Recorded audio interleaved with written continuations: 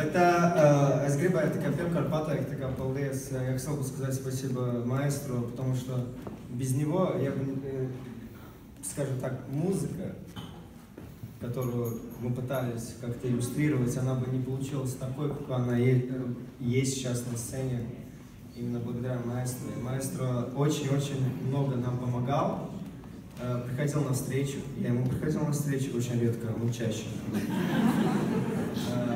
Спасибо маэстро за все, за ваше понимание. And also I want to say thanks to our guest AJ. AJ, oh man, we found you.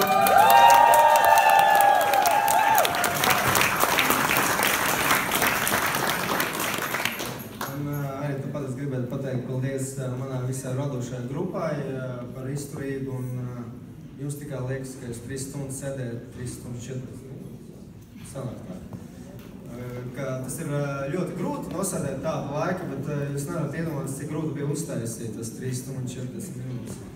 Un man ļoti gribas pateikt, runājot direktoru valodā par spermatozoidiem, Kristīna Zvirbulē.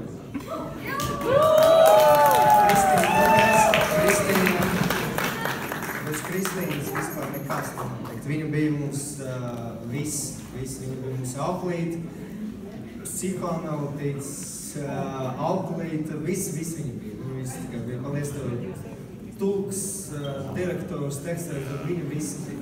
Paldies tev, Kristīna, par visu. Es pateikšu savu garlaicīgu monologu ar vienu frāzi, ka dziedātāji bija mans galvenais prieks, un bez viņiem nekas nenotiktu. Un bez šitā operas nama es varētu arī tā kā uz Vecrīgas ielas uztaisīt šito izrādi. Bez dekorācijām, bet bez dziedātājiem nebūtu nekāds izrādes. Paldies jums! Pils!